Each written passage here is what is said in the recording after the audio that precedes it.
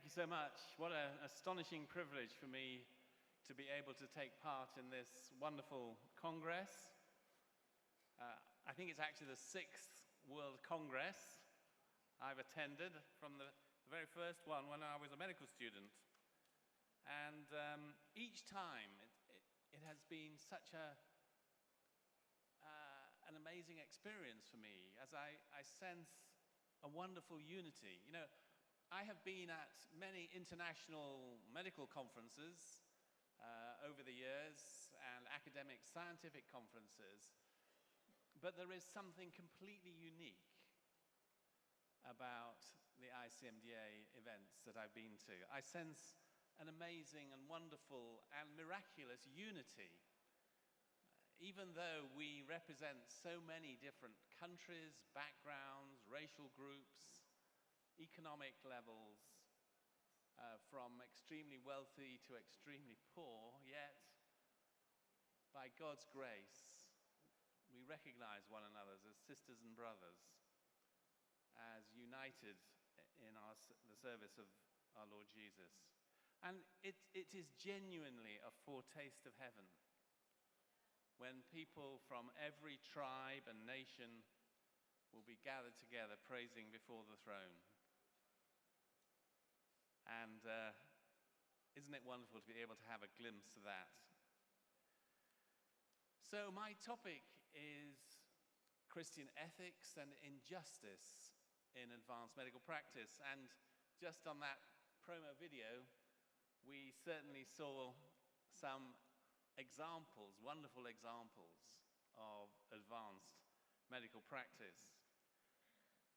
And I've had the privilege over the years of being involved myself in, as a neonatologist, in a very advanced form of medical technology, caring for extremely vulnerable infants, some of them extremely preterm infants going right down to 23 weeks, even 22 weeks of gestation. Not so long ago, I met a 23-week baby that I cared for, who is now a medical student and doing incredibly well, which is a wonderful experience. But of course, not all babies do extremely well, and one of the extraordinary things over my life as a medical, as a neonatologist, I must have cared for many thousands of babies. But you know, the extraordinary thing is that looking back now and thinking about it, the truth is it's the dying babies that stand out in my memory. It's the situations which at one level were extremely tragic, and yet which there was an overwhelming sense of privilege that I was called to try to be the hands of Jesus, to try to show God's love in a practical way. And I'm also very proud of the fact that I had the opportunity of taking part in some cutting-edge medical research, looking at ways of advancing the care, particularly for brain-damaged babies. And I was part of a multidisciplinary research team looking at new ways of trying to treat brain injury in the newborn. And I was one of the people who came up with a mad idea of trying to cool babies who'd been exposed to hypoxia ischemia, shortage of oxygen and blood supply around birth. And I was involved in that work for over 25 years, and to my utter astonishment, it turned out to be successful.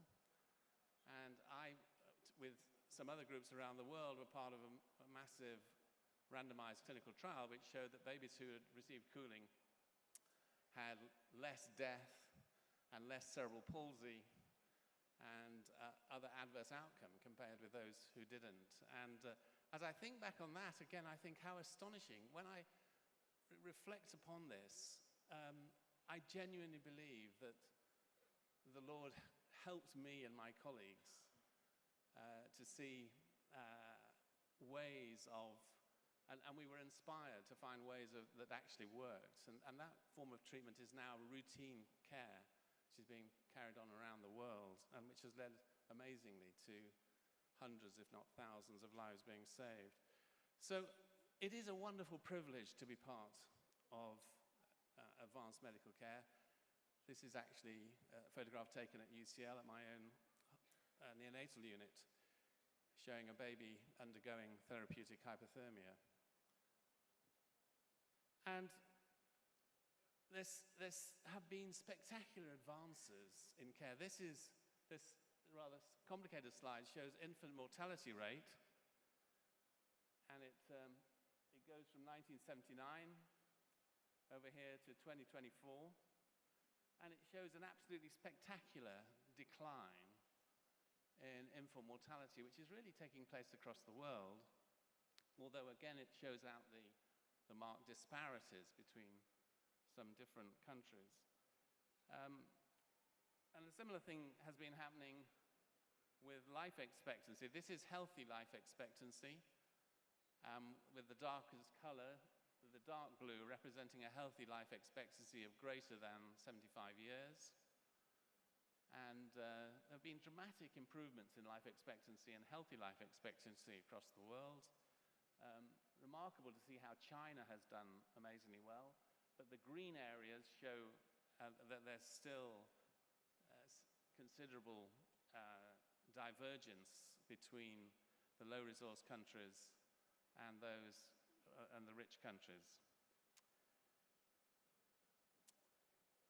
So one of the quotes from Johannes Kepler, an extremely important and significant astronomer of several centuries ago, he was the first person to come up with the equations of planetary motion.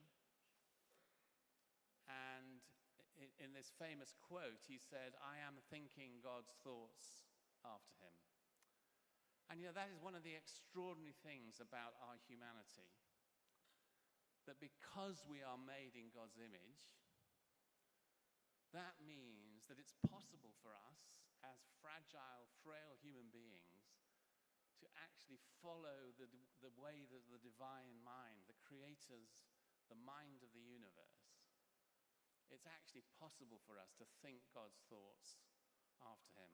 And this is part of the reason why modern scientific medicine has been so spectacularly successful. It's because we are having a greater understanding of the fundamental order which God has put into the universe and has put into the human body. We're able to think, increasingly thinking God's thoughts after him. But what we know is that a vast medical industry has grown up. This is actually my own hospital in London, University College London Hospitals. And many of us will work in absolutely vast enterprises, like some we've just seen in Korea here, but across the world we seem to have this insatiable appetite for advanced healthcare, and it becomes greater and greater. Stanley Hauerwas is a theologian who made a very shrewd observation. He said, when archaeologists, when we look at the cathedrals built in the medieval periods, those massive, wonderful structures, we've got many of them in Britain, you find yourself thinking, what was in the mind of people who wanted to create such enormous cathedrals? What was driving them to do it? And he said, I wonder whether in the future archaeologists will be excavating the outlines of our major health centers like this, and they will be thinking, what was in their mind to create such enormous buildings?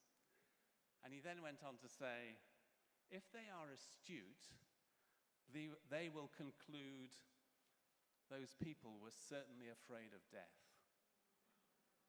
Isn't that the point?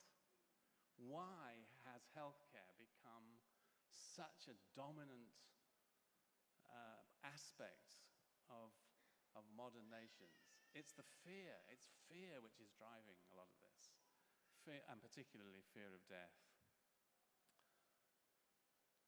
philosopher George Grant has written some extremely insightful books on technology. And he pointed out that technology is not neutral. I often hear people saying that, technology, it's just like a hammer. You can use it for good, you can use it for evil. It's not true. Technology is much more complex and subtle than that. And George Grant pointed out that in the very word technology, there is techne, two Greek words, techne, which means making, and logos, which means knowing. And he says technology is the interpenetration of making and knowing orientated towards the mastery of nature. So technology is about mastery. It's about control. And the important point is that it's not only about the control of external nature out there, the external environment. No, technology is also turned in on ourselves. It is the mastery of our own human nature.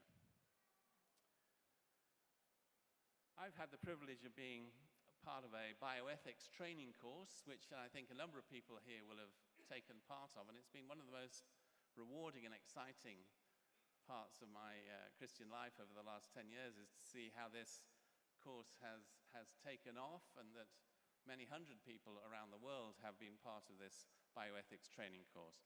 And if you've done the bioethics training course, you will have come across this idea that there are 4 biblical perspectives which we can use to try to interrogate and understand any issue that we are dealing with. And these are creation, understanding how God has made the world; fall, understanding how it's gone wrong, how it's been corrupted by evil; redemption, seeing the way that God has entered into the world and is bringing new and transforming and recreating and redeeming reality; and then finally, future hope. And so in the rest of this talk, I'm going to take those 4-fold foundations and ask us to look at the issues of advanced medical care and the issues of injustice. So first of all, creation. God not only creates the physical stuff of the universe, but he creates a hidden moral order. And this is like the grain in the wood. It's something that is that penetrates everywhere. There's a hidden moral order. Now that idea is strongly resisted by most secular philosophers. They regard morality as a human invention. It's a game we play. We invent these ideas that some things are good, some things are evil, some things are right, some things are wrong. This is just a game that human beings invented for evolutionary reasons. It gives us some kind of survival advantage on the African savannah. And so, as a result, of course, the obvious corollary is if morality is just a game, well, we can change the rules of the game. Why not? But the Christian understanding is that actually the moral order is part of creation. It is there. It's hidden, but it's there. It's like the grain within the wood. And if we live our lives along the grain of the moral order, then our lives, by and large, will flourish. We will discover goodness and truth and beauty because our lives are being lived along the grain. But if we live our lives across the grain, then we will discover that things will go wrong. We'll discover that all sorts of evil and tragedy will happen. And so morality is not something we invent. Morality is something we discover. And how do we discover it? Well, we discover it in many ways, but particularly in the Christian scriptures, and supremely in the life, the ministry, the death, and the resurrection of Jesus Christ. And so when we go back to the whole medical enterprise, we can see God's goodness, and the goodness of the creation as we are discovering new ways of doing God's will. But sadly, there is the fall, and what the biblical narrative and biblical theology teaches us is that every aspect of the world, of our personal lives, is now contaminated. And so one example of that is that tragically the world of healthcare becomes perverted. And instead of the noble aim of combating suffering, of preserving life, combating disease, it can become perverted into a deeply, frankly, evil enterprise where human greed, where human power becomes the dominating factor. And so we find that the financial burden increasing, especially for those who are with aging populations.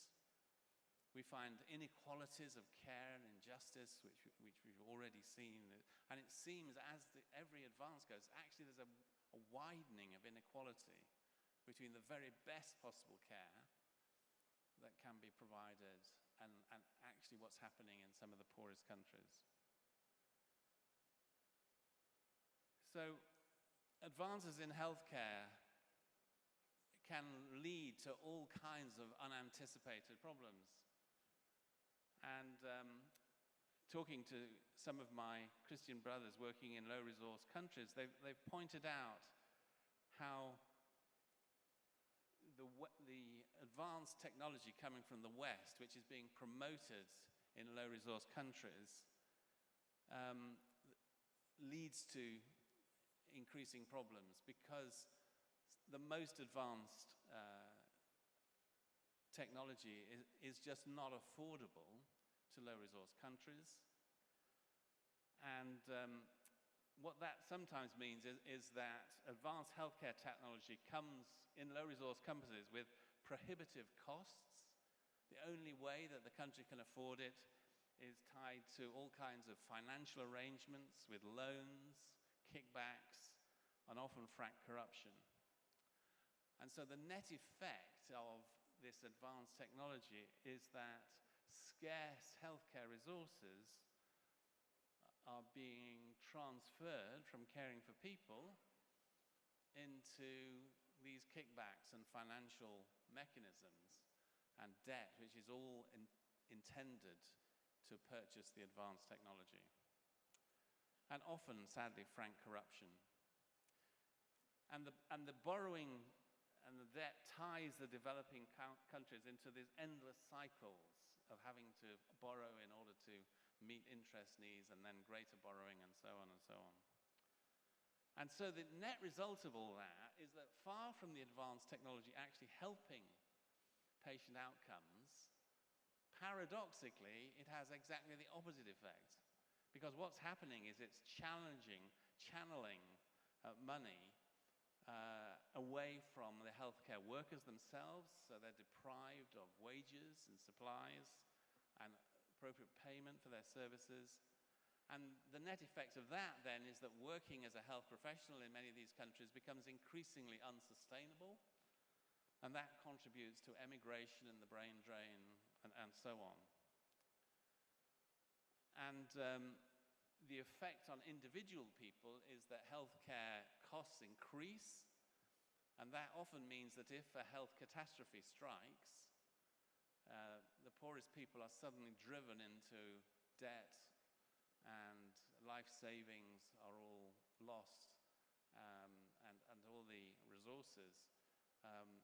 So isn't that tragic and bizarre, that something that is potentially so profoundly beneficial can become distorted and twisted into something that actually does harm? In the dark days of the Second World War, the British academic C.S. Lewis gave a series of talks which eventually turned into a little book called The Abolition of Man. And it turned out to be an incredibly prescient and significant book. And one of the quotes in the book is he said, as he was talking about advances in technology, he said that so often man's power over nature turns out to be power exerted by some men over other men. Well, the language is rather sexist by the 21st century standards of the 21st century, but you get what he's talking about. And I think that advanced medical technology is one area where instead of what was supposed to be power over nature, turns out to be power exerted by some men over other men. And so what happens is the instrumentalization of vulnerable human beings. It's a long word. It just means turned into an instrument, turned into a product. And sadly, we can see this in so many different areas today. We see it in growing rates of abortion, and vulnerable human beings are being destroyed. We see it in prenatal screening. You know, in a number of Western countries, it's almost Down syndrome has virtually disappeared as a condition. But the reason is not because there's some wonderful new treatment for people with Down syndrome. The reason is because unborn babies with Down syndrome are all being aborted. The actual number of babies with Down syndrome hasn't changed. If anything, it's going up because of an aging population. But there's another example of instrumentalization. Reproductive technology, again, raising many challenges to do with something called reproductive tourism. So, you know, as we're speaking, people around the world are moving across the world in order to obtain reproductive technological services. Sometimes embryos are being transferred across the world, implanted into a surrogate mother in another country. And then once the baby is born, the baby is being transferred back to the original parents who donated the embryo. Destructive embryo research, where the embryo is regarded as a source of tissue, a means of advancing technology. Something that we're very concerned about in the UK is that the law in the UK, and in fact in many Western countries, most Western countries, says that the embryo could only be kept alive, the human embryo should only be kept alive for up to 14 days after fertilization. And that was regarded as an absolute line in the sand. We will never cross that. But lo and behold, the scientists are saying, you know what, if we could only just keep the embryo alive for maybe 21 days or 28 days, you know, we could get so much more science from it. We'd learn so much more about the central nervous system. We'd learn so much more about other forms of developing biology. And so in the UK, there's even been the proposal of creating something called sandboxes. Sandboxing is something that comes out of the world of AI, or robots, a kind of safe place where you can play. And lo and behold, people are suggesting creating sandboxes where scientists can play with embryos and not be governed by the same laws that govern the rest of society. So, the instrumentalization, organ trading, as we are speaking, illicit organs, things like kidneys and corneas and heart valves, are actually being ferreted across and freighted across the world. But we should not be too surprised to discover that the organs are mainly passing from poor people's bodies into rich people's bodies. They're passing from young people into elderly people, and they're passing from female bodies into male bodies. And again, it's another example. And then in euthanasia,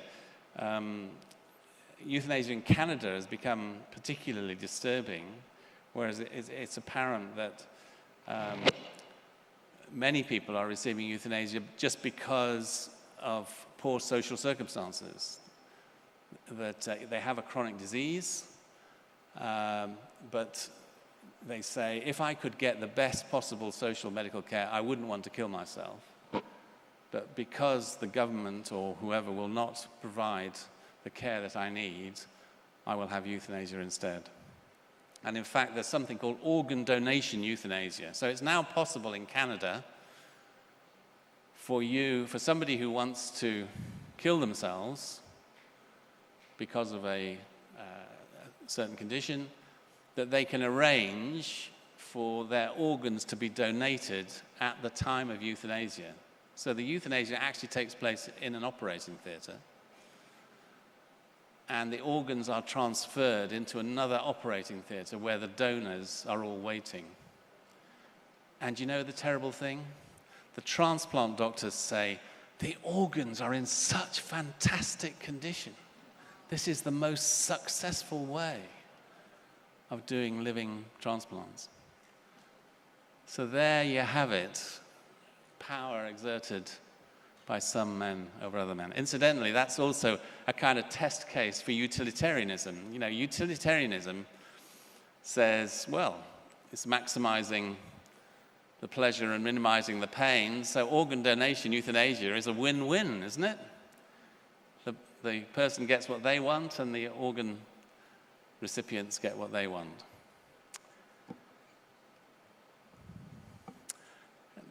There's, if you type in pickyourbaby.com, you will discover images like this, where it says, have your best baby. And this is a form of reproductive technology whereby something like 10, 15, 20 embryos are created simultaneously in vitro in the lab. A sample cell is taken from each of the 20 embryos. A full genome is then obtained from each of the 20 embryos, and it's then put into a big AI analytic process in order to predict the different characteristics of these different embryos. And then you, as the person who's paying for it all, can pick your best baby. So there's a deeply eugenic part of this, of modern technology. And incidentally, there's also a very strong eugenic trend in some of the technology gurus like Elon Musk and others in Silicon Valley, who are arguing that we should be very selective about the babies we're creating. Only people with very high IQ, like Elon Musk, should be having large numbers of babies. That reminds me of the story about Einstein. I'm sorry, I'm going off target here, but just bear with me. Einstein and Marilyn Monroe, who got Marilyn Monroe said to Einstein, we should really get together and have a baby, because with my looks and your brains, just think what the baby's going to be like. And the story goes that Einstein said to Marilyn Monroe, yes, but just consider the baby might have my looks and your brains.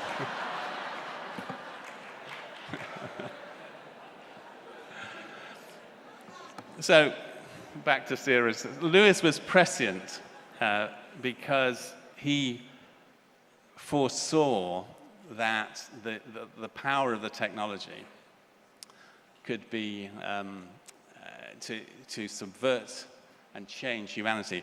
And you know, transhumanism is a philosophy which says we're going to create better human beings. We're going to use technology to advance the human condition. We don't need to accept our bodies as we receive them. We're going to make better bodies.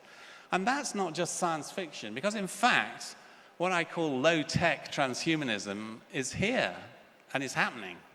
And these are some examples: cosmetic surgery, changing the body, mood and cognition-enhancing drugs. There's something called transcranial magnetic stimulation, where you put on the surface of the head, you put intense magnetic fields, and that's been shown you can actually change and influence the cognition.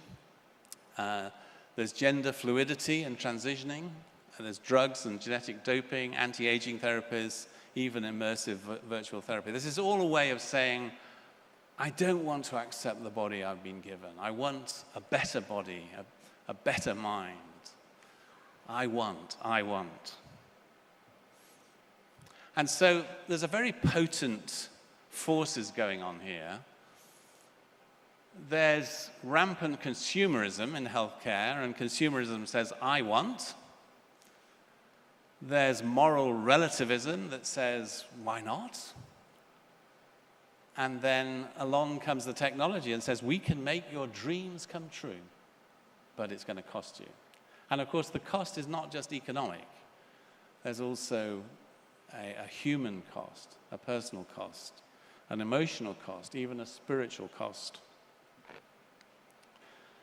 So Lewis was prescient because he foresaw that scientific and technological elites would seek to manipulate the beliefs, attitudes, and moral commitments of other human beings. But one of the thoughts that has come to me with greater strength recently, and that is that when we talk about the uniqueness of human beings, we often talk about things, positive things like we're made in God's image, we're made to be creative and to be free and to be involved in wonderful giving relationships with one another. And all these are quite true. But if you think about the Bible narrative, there's another aspect of what it means to be human, which is much less talked about. And that means that if you are a human being, you are under continuous attack. And if you just think about the Bible narrative, what happens? What's the first thing that happens after God has created this wonderful couple? These marvelous human beings made in his image, made out of the dust of the earth. What's the first thing that happens? There's a voice. And the voice says, did God really say? Where does that voice come from? Why is there a voice? Why is there a serpent in the garden? It's never explained, but it's there. And human beings have been under attack ever since, continuous attack. And this is why it's so significant that when Jesus, as the second Adam, as humanity as it was meant to be, starts his ministry on the planet Earth, what's the first thing that happens? He's led by the Spirit into the desert so he can be attacked, so he can be tested, so he can be tempted. And that's because he can only be the second Adam if he too experiences what the first Adam and Eve experiences. Only, of course, the difference is that he experiences the same temptation, but he doesn't give way. He doesn't fall. So I am convinced that the evil one is dedicated to the destruction, to the debasement, to the defacing, to the defiling of the image of God, of the Imago Dei.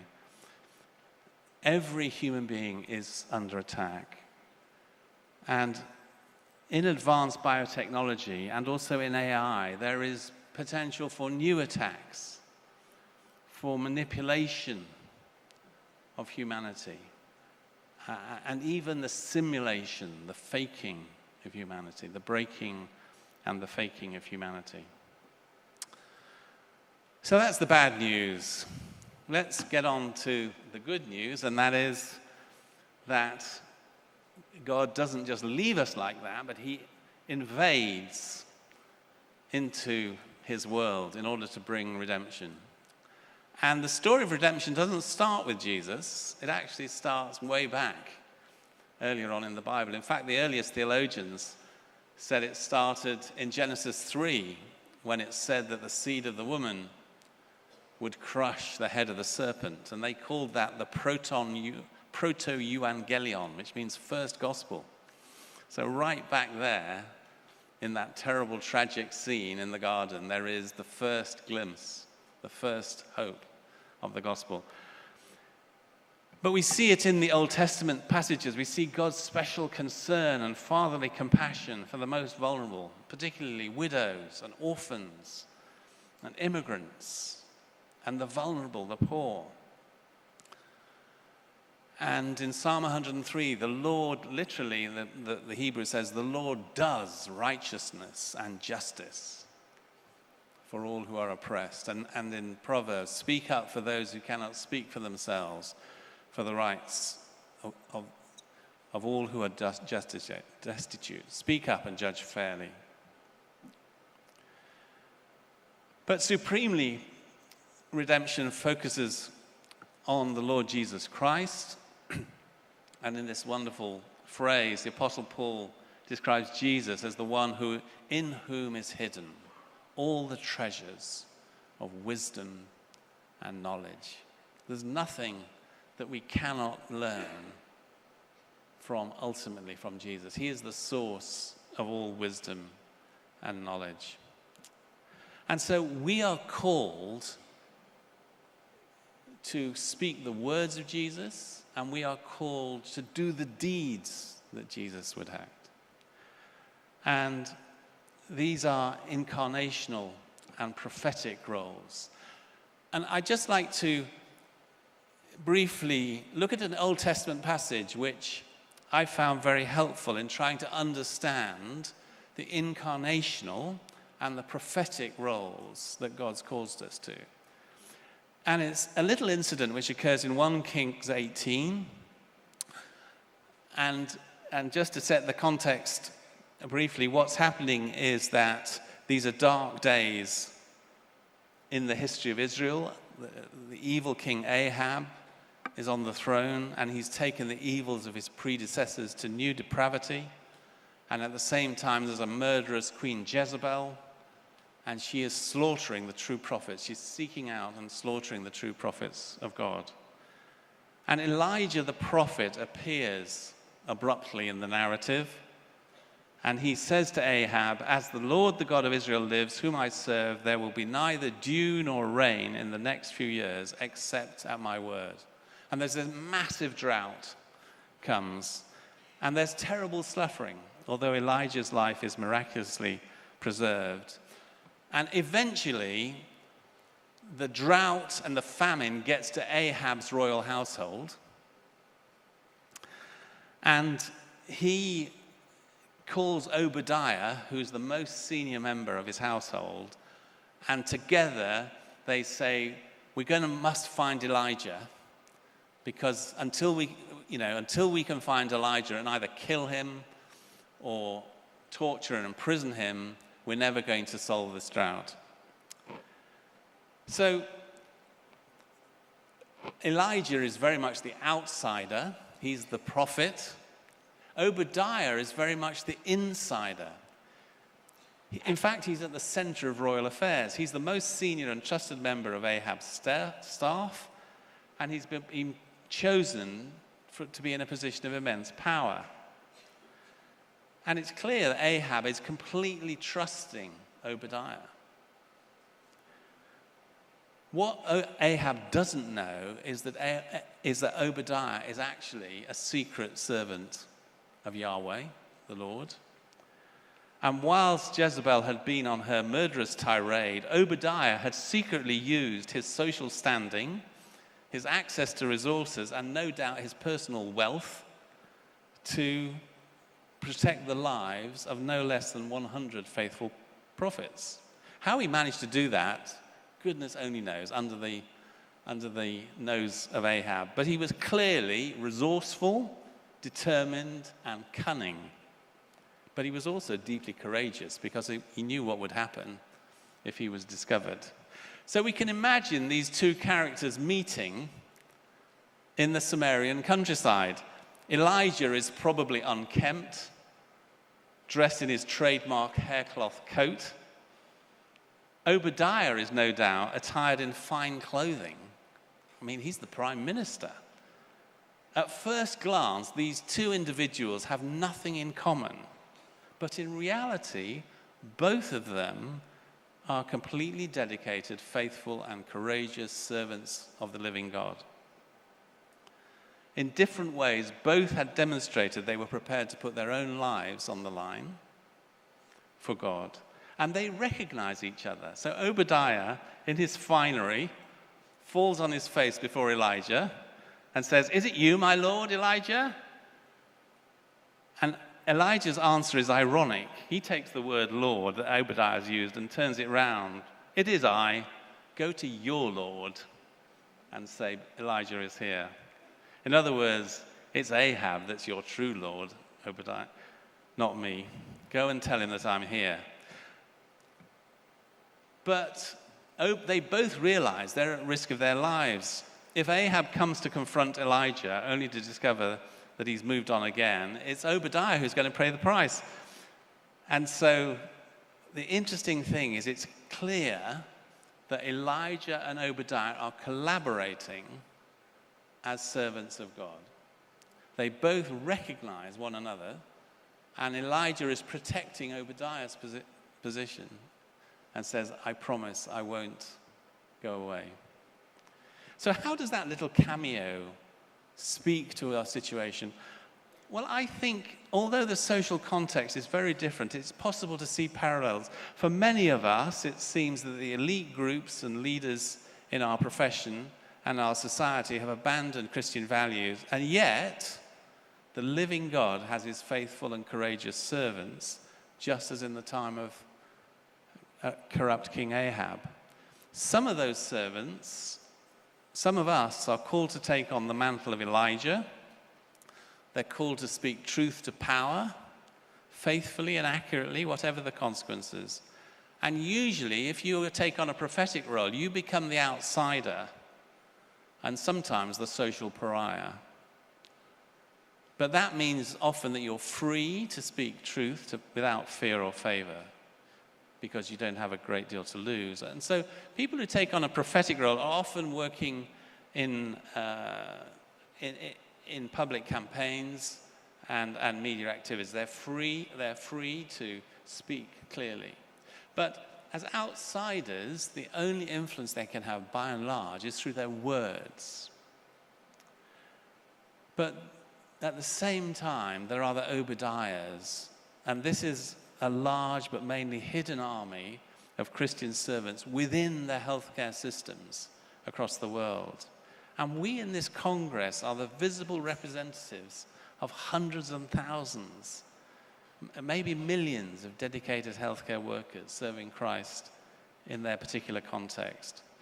And it's remarkable that wherever you go in global healthcare, you will find faithful and courageous Christians like Obadiah working quietly there, sometimes in the most surprising and influential places. And they believe that they've been called to work within the system. And some of them are amongst the elites. They find themselves in positions of influence. They have resources. They have social standing. They are trusted. They've been given a degree of power. And at times they can take direct action as God directs. They can try to defend the defenseless. They can work against evil. They can protect lives. And sometimes, even like Obadiah, they can even engage in hidden and seditious activities to protect lives and God's servants. But like Obadiah, many of us are in a highly vulnerable position. At any moment, you could find ourselves publicly humiliated, exposed, maybe disgraced, maybe unemployed. So what is clear is that both in the passage, the passage is not implying that Elijah was godly and Obadiah wasn't. The passage is pointing out that both ways of serving God are important. So where are the Elijahs and the Obadiahs in the world of healthcare in our present age? I think those are some called to take a prophetic stand, speaking truth to power.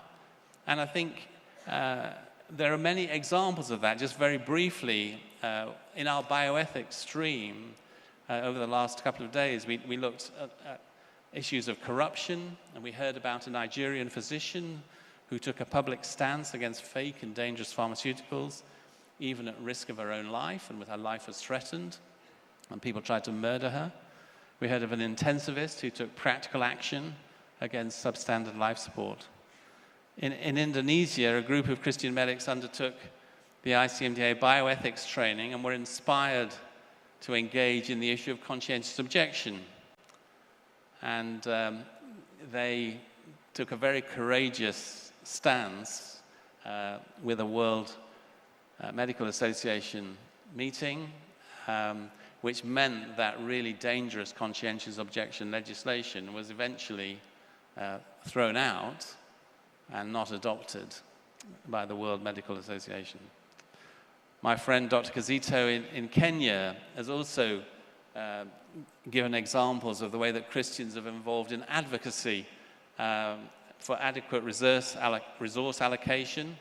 They've been pushing back, combining together, pushing back against the capture of health resources by avaricious commercial enterprises. And so Kizito said a prophetic role is required for patient advocacy, for administration, for training, in national budgeting and planning, getting involved in local or national labor movements. And he said, although it requires great boldness, the ability to speak out and to seek justice in healthcare can yield significant results. And this translates to better care for the most needy. And in other areas of Christian advocacy, I want to pay tribute to Callum Miller and his colleagues in their worldwide advocacy against Western pro-abortion campaigners who've promoted liberal and inappropriate abortion legislation in many low-resource countries. And Callum told me that in the last 4 years, Christians have been instrumental in preventing abortion legislation being passed in Sierra Leone, in Liberia, Zimbabwe, Dominican Republic, Kenya, Uganda, and to a certain extent, Monaco and Malta. And I understand that one of the Liberian movement's leaders who helped oppose legislation is here at the Congress. There has been a wave of pro-abortion legislation across the world, but Callum told me that since 2022, as Christian advocacy for the unborn has started to have political impact, no country has passed new liberal abortion laws.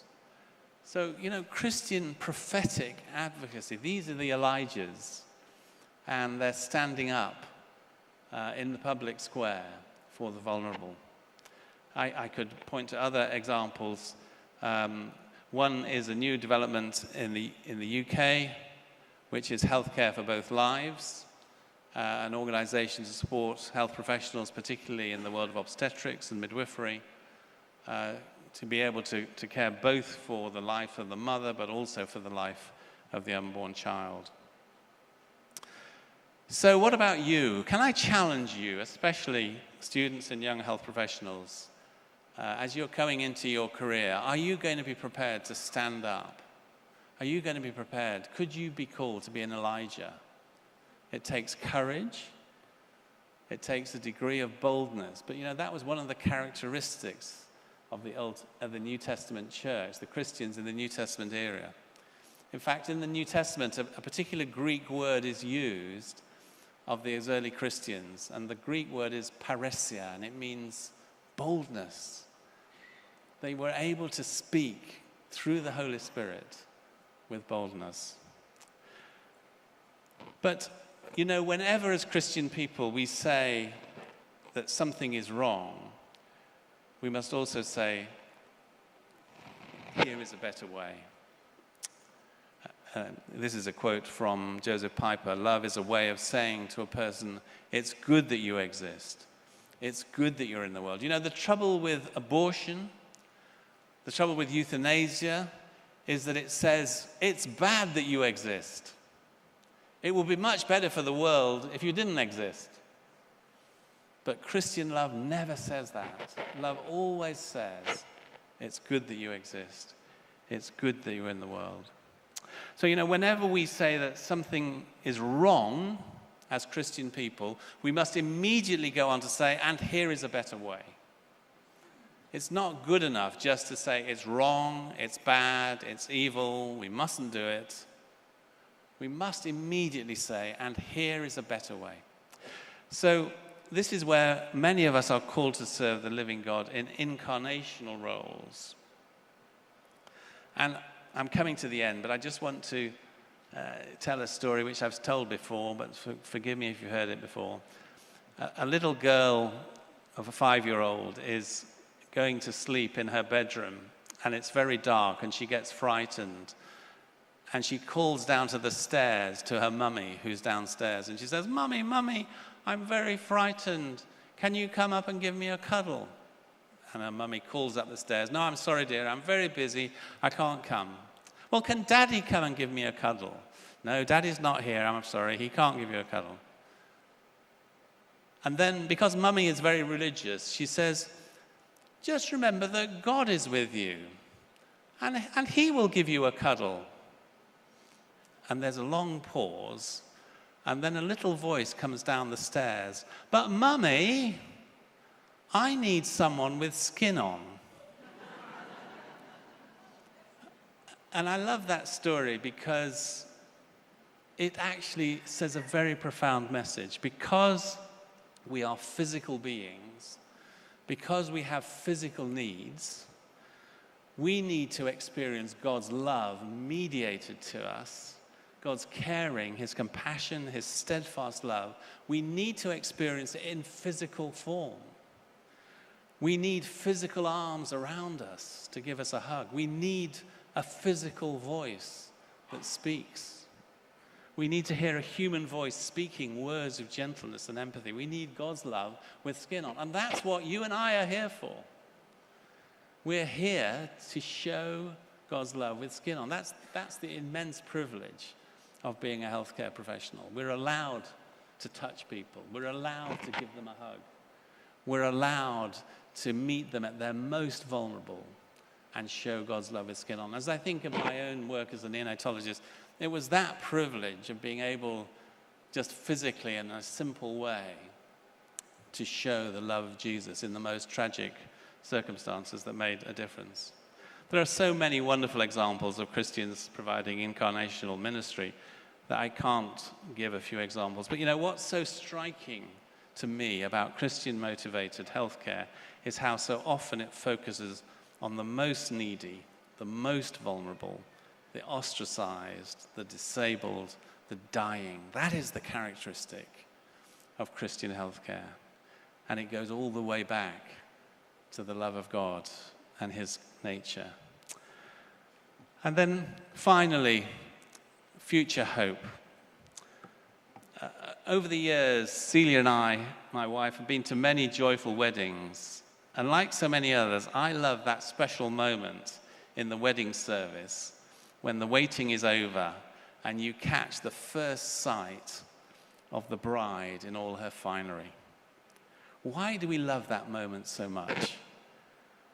Well, obviously, there are lots of obvious human reasons why we like going to weddings, but I have sometimes wondered whether that moment is also a kind of pre-echo, a kind of foretaste of what the real wedding service is going to be like, an anticipation of a greater and more wonderful ceremony that you and I are going to be part of.